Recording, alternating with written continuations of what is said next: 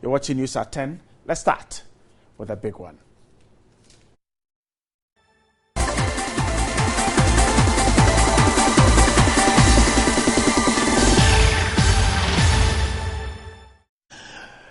Now, let's stay with the health sector because mental health authorities are thinking of arresting prayer camp operators who violate the human rights of mental health patients in their facilities. Now, a specialist psychiatrist at the Pantan Hospital says the authority is collaborating with camps to combine medication to speed up treatment.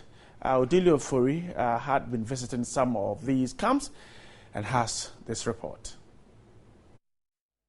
Dr. Frank Manning was worried activities of prayer camps over the years have worsened the health of mental patients, but was quick to add collaborations with the prayer camp is yielding fruit. He added prayer camps, which continue to violate the human right of the patient, will be made to face the law if found culpable.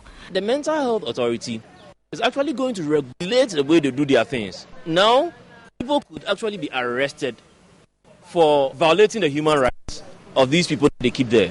So now there's not going to be all those physical abuses, there's not going to be emotional abuses, they're going to cash out the starvation, and then we're going to teach them better ways of caring for these people. Mental health institutions have been criticized heavily for increasing their charges, but acting director of the Accra Psychiatric Hospital, Dr. Penamana Pau, says failure to do so will lead to its closure. She lamented the hospital spends about 1,000 cedis treating a patient. It was either of two things, either to shut down the hospital because we don't have money to run the hospital, or do something to keep the hospital running. And this is what we came up with. Things are not that free. We can say it's free, let the patient come in, give them the adequate services that they deserve. At the launch of this year's World Mental Health Week in Accra, the Mental Health Authority reiterated its focus to clear the street of people with mental health conditions. The authority said efforts are also being made to increase and make psychiatric care available nationwide. The authority further spoke about plans to develop a well-structured children and adolescent mental health care in the country.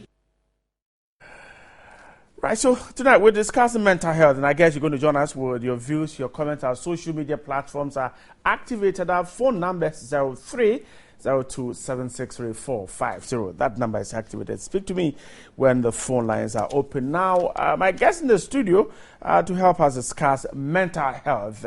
To my extreme left, he is Gabriel Akpalu. He's a member, Ghana Pentecostal and Charismatic Council. And then Madam Priscilla Elikplim Theria is a deputy director, community care. We're talking mental health. Gentlemen and lady, you're welcome to News at 10. Let me start with you, Madam Priscilla. So, the issue of prayer camps is disturbing as far as trying to ensure mental health care gets that internationally accepted standards is concerned. Is that the situation? Prayer camps a problem? Thank you. And good evening to our cherished listeners. Actually, when we talk about genesis of mental disorders, Ghanaian, we believe that mental disorders are caused by evil spirits. That's our belief? Yes, majority, we believe. And mostly mental disorders are superstition. So anything that is caused by the devil or punishment from God, the best way to go for treatment is the prayer camp. That's currently, that's our belief. Though we are in the scientific era, but still the belief that the condition is caused by a devil, a punishment from God, exists. So that's why when anyone develop mental disorder, the first point of call is the church. Or some prayer camp. And also because of stigma, when you come to the psychiatric hospital or a mental health department, everybody, will know that you have developed a mental condition, you are going to psychiatric hospital. But when you go to the prayer camp, it's like that stigma isn't there. Isn't there much? Isn't there compared much to when you go to a facility at the hospital. Let me speak to Gabriel. I'll come back to you. So you have opened your doors to people who have mental health problems. Exactly. And the reason is that they can get care from there? Exactly.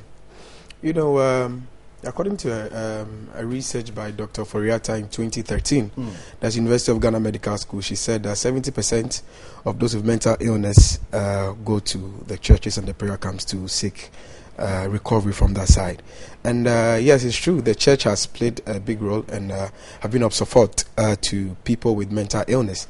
I've had issues like that with the church I come from, Good News Evangelical Mission International, some time ago, whereby the Bishop Godson Kenakpalu, he worked as an importer and an exporter, and one time his container was broken into at Tema, and we had the drug addicts who had to do that. So later he thought it wise that why don't we see the problem of these people and help them? So that is how come they brought the other people. They took them from the how do you call it, from the ghettos in Tema to Kodiabe, where they could be, through spiritual exercises, could help them come out. And I should say that with the exercise, we got quite a lot of people coming out from this drug addiction stuff and those who are victims of this issue. And as I speak to you now, 2 of them have been recovered fully and are pastors serving in 2 churches now. So the church is really playing a good support to people who are like that. And I think as it stands now, we have a new case of one man who had a problem of hallucination. He also had insomnia and some of these issues of depression. And we brought him home. We used the spiritual exercise, we prayed for them, and also used the mental hospital with the right drugs. And gradually the person is getting back on track. So the church is really playing a big role. But it's not that you don't believe that they could get properly treated at a medical facility. We believe in both schools of thought. You understand? That is how come I told you in the new case we had to patronize the 2, whereby we pray for them, but still we take them to the mental hospital to go through treatment to make sure they are fine. How would you react to the concerns that the church prayer camps are taking over the work of psychiatric facilities? Well, I should say, like she mentioned, that the stigma is also one issue that's making it that people choose to just go to the prayer camps and traditional healing centers instead of patronizing the psychiatric hospital, because it's a stigma that nobody wants to have that name there. I mean, your family member is not mentally sound, and you know, in issues of marriage, when you have this thing popping up, people will not like to enter families where they have problem with mental illness. So people like to go to the prayer camps where it's a bit covered. People don't really prayer camp. We have all kinds of issues people go there with. So how will you know? So to cover up the stigma, that is the decision they take or the step they take to try and cover it up. So that is it in that regard. You that is are how not come people there. No. People are coming. Let me go to Madam Presla Tavia. Now, you mentioned the stigma, and which Gabriel also alluded to, that it could be the reason why people are rushing to these prayer camps. Yeah. Don't you also get worried that perhaps the number of psychiatric facilities you have in Ghana and mental health workers could be responsible for why people won't come to your end, but they prefer to go to the churches? Your numbers are not enough. Yeah, it could be. But currently, formerly we have only the 3 specialist psychiatric hospital, Ankafo Psychiatric Hospital, Accra Psychiatric Hospital, and the Pantine Hospital.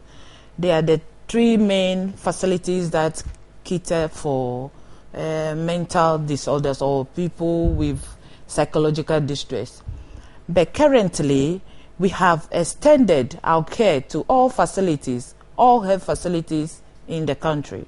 So wherever there is a health facility, either government hospital, a health center, you'll find a mental health care over there. So every facility has mental health care? Yes. Running? Yes. This is not an exercise that has started and is ongoing, but it has started in 1990. 90, 80. So, if not all, currently, about 95% of the district hospitals have a mental psychiatric treatment service offered there. Yes, and then the health centers do have personnel. There is a cadre of personnel that are being trained these days to augment or to beef up the willfully inadequate numbers. So we call them community mental health officers. So they are all over the health centers, treating, educating the mental patient and the family and the community at large. So it is not a matter of the fact that we don't have enough facilities and enough personnel, but it is simply that the stigma alone is pushing people. The stigma is superstition. It's pushing people to move there. Now, should we continue to allow people to have that perception that it is mental health disorder, it is caused by witchcraft, it is caused by the devil, it is punishment from God, and so we should go to the churches? Should we go ahead? That's why currently what we are doing is education. Public information. We are giving information to the public. The mental disorder is just like any other condition. It's treatable. It's manageable. There are a lot of people who are going about with so many other conditions, many other chronic conditions that are treatable. So mental disorder is just one of those conditions. So if you are having mental disorder, it's not a punishment, it's not a curse, because we have moved from the demonological era where we believe that mental disorders are caused by evil spirit to the scientific era where there are causes, identified causes of mental disorders. So now they are treatable. There are treatment. There are treatment, scientific and modern treatments. The two factions work hand in hand. I want to state a practical situation of... It is not a matter of you taking over their job. No, it's working hand in hand. Yeah, we are working with them. Let me give you the practical situation. That come and get healed, and so they won't go to the hospitals? No, you need to go to the hospital at times. In some instances, is that prayer, what your pastors tell them when they come? No, not the pastors tell them. Some pastors tell them that, but others who really understand what they are doing know that we have to patronize the two. Let me tell you a practical situation that happened. There was this man who called my pastor and said, "Hey, the situation is serious. If he doesn't come to Accra, he's going to die." So when he came, we asked him the questions. What is the problem? He said he has been hearing voices telling him he should commit suicide. And at a point in time, he agreed to take rat medicine to just kill himself and wrote a suicide note. But his family couldn't allow. The next point, he attempted hanging himself. So when he came over, he stated the issue that he heard voices telling him to kill himself, and that's the only option he has. And with also the issue that he's unable to sleep for 6 days. And he's being told that if he gets to the 7th day and it's not possible, it means that's a problem. When we got that situation, we first prayed with him. And after praying with him, we realized that this is an issue that has to do with insomnia, that has to do with a hallucination. So we took him to the facility, and for some days he was there. And the doctors were seeing to him. After some time, he came back, still praying with him, and he's getting better. So this is what we are talking about, the collaboration. So if they come to the traditional healers, or they come to the churches, and there's a need for them to go there, then that also means that the diagnostic point of the spiritual leader is also critical. So when he sees the situation, the diagnosis right, then there's a need to go to the mental hospital and also manage the two to ensure the person is fully healed. Gabriel, is this known to all? I am not sure if perhaps every prayer camp in Ghana belongs to the Pentecostal and Charismatic Council. That is an issue we cannot verify now. But when you go through rural communities, every 100 kilometers, you see a prayer camp signboard. And when you go there, you find people in chains, people tied to wooden structures and all of that. Is this not just a few of the elite churches who are doing this, and that the greater majority of them will insist that it is a demon, it is the evil one, and so we need to exorcise the person? And that's where it comes to education. That's the situation we have all come to meet. 2 to 3 years ago, all the factions in mental health are all working together to ensure that this thing is worked on. So it's an issue of education. Now, when somebody came, the last time when I visited the Accra Psychiatric Hospital, there was one man who came very wild, very violent. But they just gave him some tranquilizers and the man cooled down. But in the case of the prayer camps, they don't know anything like that. So if somebody is very violent, the best thing they know is that when you chain him, he's settled. So they don't know the medicinal aspect of what giving them those things to calm them down. So that is how come there's a need for a collaboration. The people are going to the prayer camps. They are going to the traditional healing center. So what do we do? The best we can do is let us rather educate them. Let's get the centers understand the role they have to play when patients behave this way. That is how you are supposed to do it. And when we educate them, rather, I mean, we work hand in hand, and that because what we are working is not to say that yes, the doctors are exclusively doing their work, and the traditional healers are also exclusively doing their work. The fact is that we are both coming together to make sure we make the person fit and fine. So you are not advocating that we close these prayer camps down? No, there's no need to close. The best we can do is to how do you say it? Educate them. Tell them if somebody comes to this situation is very violent, this and this is what you have to do. Because they are about, they look at how we can sort the issue out. But what happens before healing, they might not know how to handle it. And probably what happens after healing too, they don't know how to handle it. So when the mental health institutions come together and partner with these people, they do more education. And I think it's ongoing. I remember when we were reviewing the legislative instruments by the Mental Health Authority, we had one of the pastors of the Mount Horeb Prayer Ministry. He was also there. Okay. And also some other institutions. We have Charge, Ghana Health Association of Ghana, where we have Christian institutions also pushing forth. So it's bit by bit.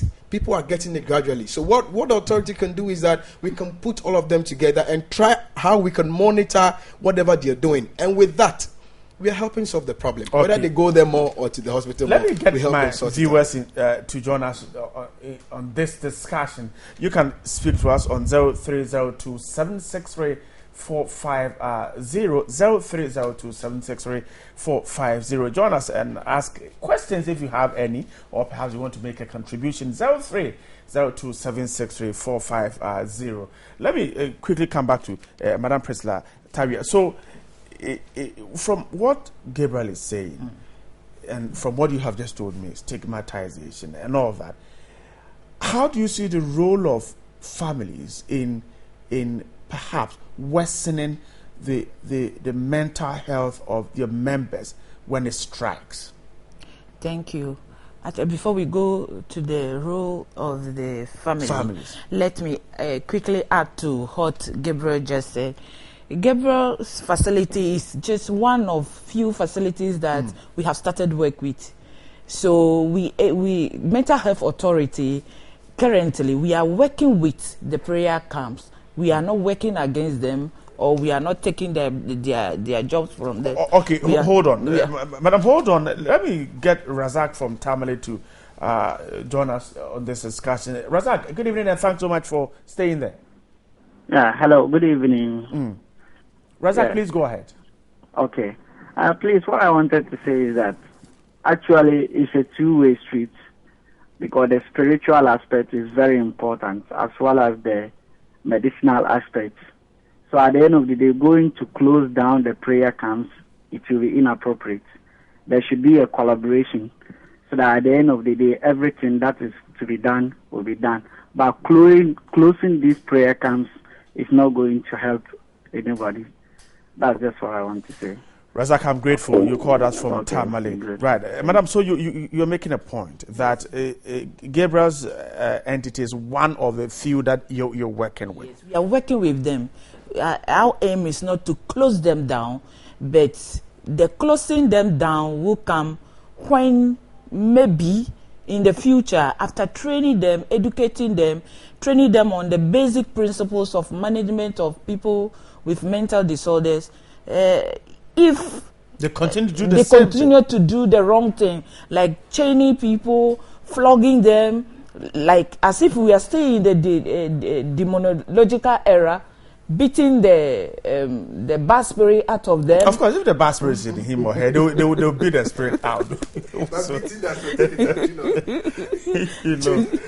Because chaining them as if as a human being. For instance, with your status, mental disorder is irrespective of person's status, age, creed, color. The moment you fall sick, that means you'll be chained and dehumanizing activities that will go on. If they continue doing that, after training them, they still continue doing that. Then that is you're when going to close it. So they're closing down. Are you then looking at a period of time? When Yes, currently we are taking inventory of all prayer camps in Ghana. I'll come back to you later. Samuel is joining us from WA. Samuel, thanks so much for staying there. What is on your mind about this issue we're discussing? Yeah, good evening, Mr. Bryce. Good evening, Samuel. In fact, I think that it looks as if mental health is not a priority, those in authority, especially the mental health board and some of the people that have control over the mental health issues. Why am I saying this? I'm sure you must have been aware of the Kimtempo project. People completed the Kimtempo project with mental health background. They are not clearing them for them to go into the field to work. We are waiting until the day one of them will fall sick and they will be brought to the hospital. Then they will know that it is important that they clear them to go to the field and work. Because they're supposed to give the power to allied health professionals to clear these professionals to go out to the field and work. They are not doing that, and these people are there. So we are waiting until the day any of them will fall sick and they are brought to the hospital. Then they will know that it is important they clear them. Because, look, it could be you. It could be anybody. Mental health has no, those who are on it are not born with it. It's as a result of something that led to it. You might never know. Tomorrow it could be you. So let's clear these people out for them to go to the field and help our brothers and sisters who are in this predicament. Thank you very much. Samuel, we're grateful you joined us from WA in the Upper East region. And Madam Priscilla, so you're making a point, but I'll come back to you. Let me quickly pick from Gabriel. And so the caller is suggesting that there's a need to get more professionals onto the field. Really, do you see the churches as the kind of professionals we need? Well, the church is playing its role, right? The church is not too professional because they have not been educated to do that. You understand? So, Gabriel, please hold on again. Sorry, let me speak to Adam from Ho in the Volta region. Adam, good evening and thanks so much. This is News at 10, and I'm sure you've been following our discussions. Yes, of course. I'm really following the discussion. So please go ahead. Tell me what's on your mind. Yeah, I think that the need for community mental health, as Sister Peninsula was emphasizing on, is very necessary. And then I think authorities are not doing best to encourage community mental health officers, and then encouraging them to go into the community, educating people on the need to access these mental health care in the health facilities, and then people living in the community always believe in the church system. Okay, so I think there is a need for the mental health authorities to at least encourage the community mental health officers, and then the nurses to educate the people in the community to at least come to realize that there is a need to blend the church system and then with the medical facilities. The medical, yes. Great. Thanks so much. You made your point. Thank you from calling us from Ho in the Volta region. So, Gabriel, you were making a point before the caller came in. Yes. And I was asking that, do you see the church providing that professional touch to treating mental health? Okay. Well, I could say that the church is trying. That is how come as it stands now, we've seen some flaws. That when it comes to dealing with violent patients, they don't know how to work it out. When it even comes to taking care of them. Some of them don't know how to handle it. You understand? So that is how come we are calling for the need for a collaboration, like she said, that they are trying to list all the prayer camps. It's ideal we list. Then we train them well as to how to deliver the job very well, because they are also in the process delivering the service that the hospital is delivering. So I think the authority, together with the institutions that come with them, the agencies that are working together, need to, train the church, the Pentecostal, the Charismatic Council, in churches that are into stuff like this, so they can do it very well. So I think this is what needs to be done actually. Are you able to sanction any member of the council who perhaps after the period of this education and sensitization, and when finally mental health authorities move in to deal with these prayer camps that are not conforming to perhaps agreed standards, is your council able to punish your members who violate this? Because all this while they have been violating it, and yet nobody seems to say anything. That should be after the council has sat down with the authority to draw down the plans, education, how to go about it, those who flout the rules. So when it's worked out like that, the church also plays its role, not just the mental hospital and the institutions inclined to do that, but the churches all play their role. So as the professionals are speaking, the churches are also conscientizing. We make sure people do their best. But in that case, where we have people who go off guard, that's just going to be a minute number. When two people are hitting it from left and right, the impact is better. So I think with that, we just have a few people who try to, be very stubborn in that regard.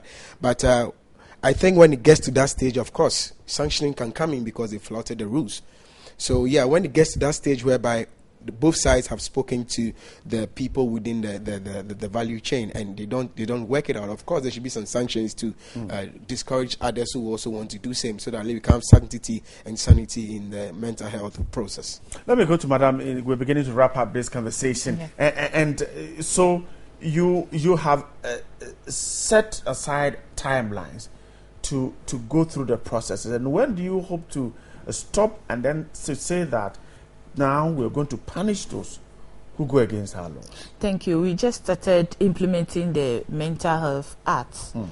Currently, we are educating everybody on the Act, because it is punishable in the Act, per the Act, that if you change someone at a prayer camp more than 48 hours, is punishable.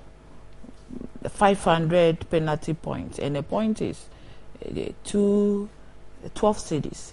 So it's 6,000 Ghana cedis. Ghana cedis. 500 times 12. Yeah, 6,000 Ghana cedis. So currently we are educating them, like I said earlier on, that we are taking inventory of all the prayer camps. So after taking inventory, we'll train them. We'll train them to handling mental health patients. How best to handle them, which ones they are supposed not to keep there at all. They are to refer them immediately to a health facility. And the collaboration is such that currently we have collaborated with few of them. So they are serving as like a pilot. Okay. So, yes. They are the trainers of trainers. Not really. There are some that we have collaborated with, so that even when they receive clients that are beyond them, they call. They have a link between the professionals in their communities. So they call the mental health professional to visit their facility, treat them, and vice versa. If possible, they also refer or they bring the client to a higher medical facility. So that's how we want it to go. So the mental health professional can enter any of the prayer camps. We are not talking about only prayer camp. We are talking about faith-based healing. So we all believe in a supernatural being. Religion are part yes, they are part of the process. Any faith that you believe that with my faith this will do, because management of mental disorder is not only the medical aspect. We have the psychosocial aspect as well, and in the psychosocial aspect, the social aspect, the spiritual aspect is part of it. So we are not against them, but we just want them to handle the clients with in the care. right way. They should respect their dignity in whatever way that they handle them. Not that if you have a mental disorder, that means you are nobody. They can handle you anyhow.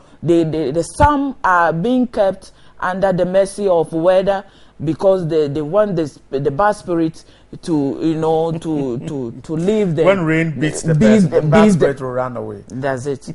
So those are the bad issues. should have run away when they cross a river on their way to the prayer camp.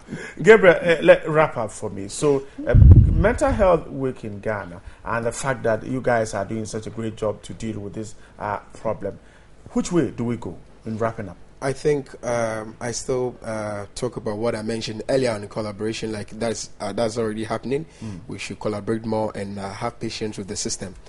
To be patient with some of those people operating the prayer centers who are some of them who are not literate.